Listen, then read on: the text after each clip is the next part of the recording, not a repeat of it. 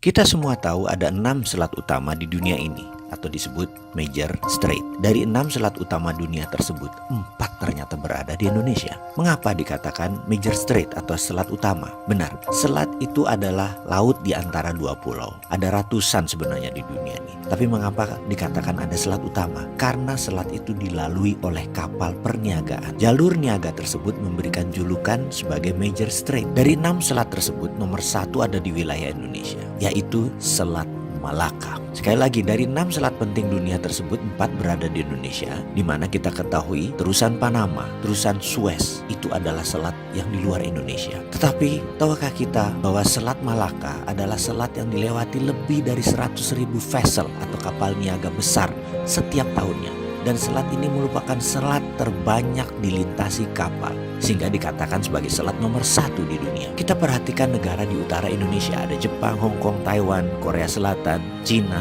di mana semuanya adalah negara produsen besar di dunia. 20% vessel mereka ke Amerika Utara, 80% kapal niaga mereka menuju arah Asia Timur, Asia Tenggara, Afrika, dan Eropa.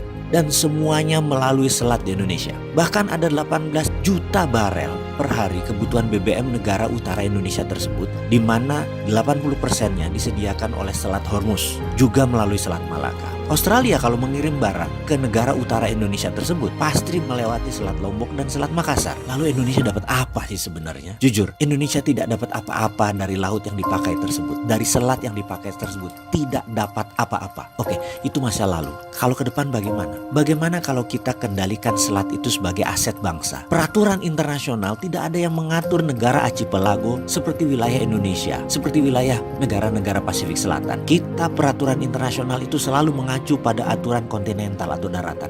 Kita harus ubah wilayah laut selat Indonesia sebagai wilayah Indonesia, dan Indonesia memutuskan misalnya menutup laut tersebut. Apa yang terjadi? Dunia bisa geger. Australia lewat Papua Nugini kalau mau kirim barang ke utara. 4 negara utara Indonesia, Cina, Jepang, Korea, Taiwan, muter lewat Papua Nugini. Tidak usah pakai Selat Malaka. Gak bisa masuk lewat Natuna. Atau kalau mau ya melipir lewat sisi Thailand dan melipir lewat sisi Malaysia di Selat Malakanya. Pokoknya kalau mau melewati wilayah Indonesia, bayar asuransi senilai 1% dari nilai barang. Kita tahu barang yang lewat tersebut ada lebih dari 2 triliun dolar atau 2.000 billion. Jadi kalau itu kita asuransikan atau kita pajakin versi kita dengan nama asuransi, kita mendapatkan lebih dari 250 triliun per tahun. Dan ini untuk devisa negara. Akankah negara adik kuasa seperti Cina dan Amerika marah besar? Pasti. Beranikah kita melawan dan mempertahankan hak kita? Harus berani. Itu namanya revolusi.